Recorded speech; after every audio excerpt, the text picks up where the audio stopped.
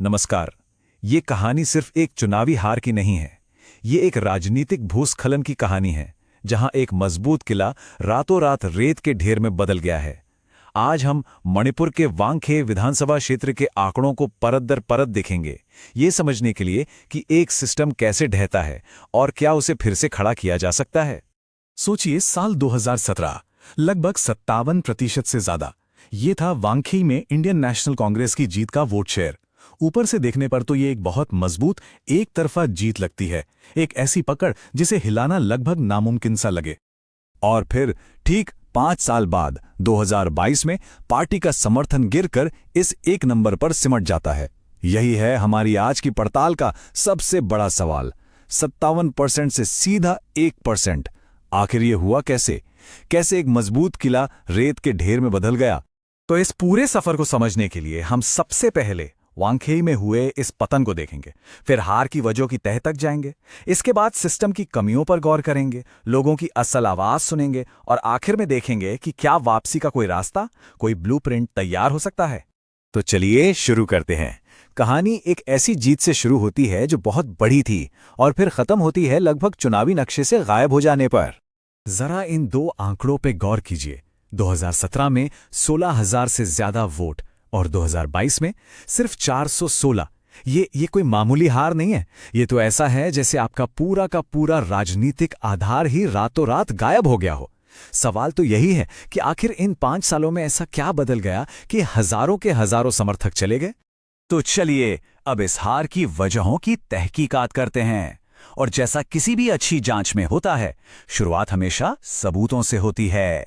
और यहां हमारे सबूत हैं आंकड़े। 2022 के नतीजों में ही हमें पहले सुराग मिलते हैं। इस चार्ट को देखें जरा। 2022 का जो चुनाव था वो एक मल्टी कॉर्नर कंटेस्ट था, मतलब कई पार्टियों के बीच मुकाबला था। जेडीयू जीती करीब 36% वोट लेकर। बीजेपी और एनपीईपी भी ज्यादा पीछे नहीं थी। और वो जो आपको एक पतली सी लगभग ना दिखने वाली लकीर दिख रही है, वो है कांग्रेस का 1.28%। इससे एक बात तो बिल्कुल साफ है, विपक्ष का वोट बुरी तरह से बिखर गया था। तो आंकड़ों से हमें 4 मोटी मोटी बातें पता चलती हैं। पहली, जो एंटी इनकम्बेंसी वोट था वो एक जगह पड़ने के बजाय कई हिस्सों में बढ़ गया। दूसरी, जीत का मार्जिन मतलब अंतर बहुत कम था, इतना कम कि अगर विपक्ष एक साथ होता तो नतीजा कुछ और हो सकता था। तीसरी बात, पार्टी का ही एक बड़ा नेता अलग होकर चुनाव लड़ गया, जिससे वोट और भी कट गए। और चौथी और सबसे जरूरी बात, जो उम्मीदवार मैदान में था उसकी जमीन पर पकड़ कमजोर थी। चलिए अब थोड़ा और पीछे जाकर इतिहास देखते हैं। ये टेबल हमें बताती है कि वांगखेई की राजनीति में उतार चढ़ाव तो हमेशा से रहे हैं, लेकिन 2017 का वो शिखर और फिर 2022 की ये गहरी खाई, इनके बीच का अंतर पहले कभी नहीं देखा गया। एक और बहुत दिलचस्प बात है, वोटिंग परसेंटेज देखिए, हमेशा 80% से ऊपर। मतलब लोग निराश होकर घर पर नहीं बैठे, उन्होंने बाहर निकलकर वोट दिया, बस किसी और को। पर ये आंकड़े तो कहानी का सिर्फ एक हिस्सा बताते हैं। असल कहानी तो सतह के नीचे है। अब हम उन गहरी सिस्टेमिक कमजोरियों की बात करेंगे जिनकी वजह से ये सब मुमकिन हुआ। क्योंकि देखिए, हार तो बस एक लक्षण था, असली बीमारी तो पूरे सिस्टम में थी। तो पार्टी के अंदर क्या चल रहा था? उम्मीदवार की बात करें तो वोटरों में भरोसा नहीं था। संगठन मतलब पूरी मशीनरी वो डिमोरलाइज थी, सुस्त पड़ी थी। जमीन पर जो कार्यकर्ता होते हैं बूथ लेवल पर लगभग थे ही नहीं। और आज के जमाने में डिजिटल कैंपेन वो तो था ही नहीं, बिल्कुल जीरो। तो ये तस्वीर बिल्कुल साफ है, ये हार कोई अचानक हुआ हादसा नहीं थी, ये तो अंदर ही अंदर घुन लगने जैसा था। और देखिए, जब कोई राजनीतिक संगठन इतना कमजोर हो जाता है तो वो सिर्फ चुनाव नहीं हारता, वो अपनी एक बहुत बड़ी संवैधानिक जिम्मेदारी निभाने से भी चूक जाता है। जिम्मेदारी है लोगों के बीच एक स्वस्थ इन्फॉर्म्ड बातचीत कराने की, ऐसी बातचीत जो तथ्यों पर हो, जिम्मेदारी के साथ हो, ताकि लोग सही फैसले ले सकें। जब सिस्टम कमजोर होता है तो वांगखेई जैसे क्षेत्रों में लोगों की आवाज दबकर रह जाती है। अब इस सिस्टमिक बीमारी को और बेहतर तरीके से समझने के लिए हम एक फ्रेमवर्क का इस्तेमाल करते हैं। इसे हम चतुर्मुख सिद्धांत कहते हैं। ये बड़ा सिंपल है। ये किसी भी पार्टी को 4 पैमानों पर देखता है। उसकी चुनावी ताकत कितनी है, संगठन कितना मजबूत है, उसकी कहानी या नैरेटिव क्या है, और उसके पास रिसोर्सेज यानी संसाधन कितने हैं। तो जब हम इस फ्रेमवर्क को वांगखेई के केस पर लगाते हैं तो तस्वीर और भी साफ हो जाती है। आप देखिए, संगठन और संसाधन मीडियम लेवल पर थे, मतलब स्ट्रक्चर भी था और पैसा भी। लेकिन प्रॉब्लम कहाँ थी?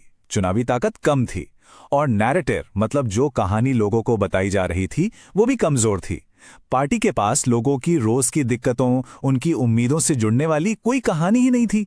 नतीजा ये हुआ कि संगठन और पैसा होते हुए भी वोटरों तक पहुंचने का जो पुल होता है वही गायब था। तो चलिए अब बड़ी बड़ी स्ट्रैटेजी से हटकर जमीन पर उतरते हैं। बात करते हैं उन लोगों की जो वांखेई में रहते हैं। उनके असल मुद्दे क्या हैं, उनकी रोज की परेशानियां क्या हैं, क्योंकि राजनीति तो आखिर इन्हीं लोगों के लिए होती है ना। ये जो आप देख रहे हैं ये वांखेई का नक्शा है। देखिए, लोगों की जो परेशानियां होती है ना, वो हवाई नहीं होती। उनकी एक जगह होती है, एक गली, एक मोहल्ला। नाराजगी की भी अपनी एक ज्योग्राफी होती है। तो आखिर वांगखेई के लोगों को दिक्कत क्या थी? शिकायतें थीं चुनावी धांधली को लेकर। काबुल एकाई जैसे इलाकों में प्रॉक्सी वोटिंग के आरोप थे। न्यू चेकॉन और दूसरे वार्ड्स में पानी, सड़क, सफाई जैसी बेसिक चीजों की कमी थी।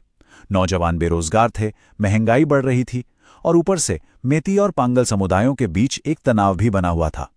तो जब आप इन असली जमीनी मुद्दों पर ध्यान नहीं देंगे तो वोटर आपसे मुंह तो मोड़ ही लेंगे।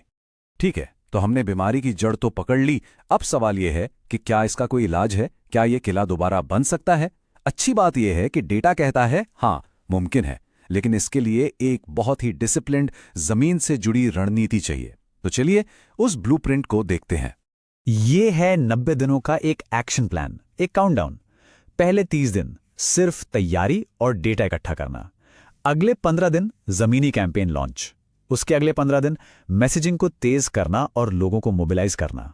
और फिर आखिरी 30 दिन एक एक बूथ पर काम, और वोटिंग वाले दिन वोट की हिफाजत। हर एक फेज का एक ही गोल है, संगठन खड़ा करो, वोटरों से जुड़ो और विपक्ष को टक्कर दो।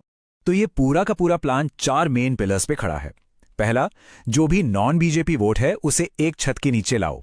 दूसरा, लोगों के बीच जाओ, उनकी नागरिक समस्याओं पर काम करो और भरोसा जीतो। तीसरा, एक नई दमदार कहानी तैयार करो और डिजिटल मीडिया के जरिए उसे लोगों तक पहुंचाओ। और चौथा, चुनाव के दिन अपने वोट को बचाओ। बहुत सीधा सा है, एकता, भरोसा, नैरेटिव और सुरक्षा। यही है वापसी का रास्ता। इस पूरी रिपोर्ट में एक लाइन बहुत जरूरी है। वो कहती है कि जो मुख्य अवसर हैं, जैसे कि हाई टर्नआउट और एंटी इनकम्बेंसी, वो बहुत कीमती हैं और उनका फायदा उठाया जा सकता है। इसका सीधा सा मतलब यह है कि इतनी बड़ी हार के बाद भी वांगखेई के लोग वोट देने निकलते हैं। मतलब एक मौका है, जरूरत है तो बस एक ऐसी ताकत की जो इस नाराजगी को सही दिशा दे सके। और ये सब हमें एक बहुत बुनियादी सवाल पर लाकर खड़ा कर देता है। क्या डेटा, स्ट्रैटेजी और सेवा के दम पर टूटे हुए भरोसे को सच में वापस जोड़ा जा सकता है? और यही सवाल हमें राजनीति के असल मकसद की तरफ ले जाता है। तो अब हम आते हैं अपने आखिरी हिस्से पर। यहां बात सिर्फ चुनाव जीतने की नहीं होगी, बात होगी उस सबसे बड़ी जिम्मेदारी की जो है लोगों की सेवा करना, उनकी गरिमा को बनाए रखते हुए। और हां, जब हम डेटा की बात करते हैं तो एक नैतिक जिम्मेदारी की बात करना भी जरूरी है। आज की राजनीति में लोगों की निजी जानकारी का इस्तेमाल होता है, लेकिन ये जरूरी है कि ये उनकी सहमति से हो, सम्मान के साथ हो। भारत का डीपीडीपी एक्ट जैसे कानून इसी बात को तो पक्का करते हैं कि डेटा का गलत इस्तेमाल ना हो। असल में कोई भी अच्छी राजनीतिक रणनीति इसी भरोसे पर टिकी होती है। आखिर में हमें ये याद रखना होगा कि पॉलिटिकल इंजीनियरिंग का मकसद सिर्फ चुनाव जीतना नहीं है। इसका असली मकसद है एक ऐसी सरकार देना जो लोगों को नौकरियां दे, अच्छा इंफ्रास्ट्रक्चर दे और इंसाफ दे। जो भी जनादेश मिले उसे लोगों की जिंदगी में असल बदलाव लाने के लिए इस्तेमाल किया जाए। डेटा और स्ट्रैटेजी, ये सब तो सिर्फ औजार हैं। इनकी असली कीमत तभी है जब ये हर नागरिक के लिए एक बेहतर और सम्मानजनक जिंदगी का रास्ता बनाएं।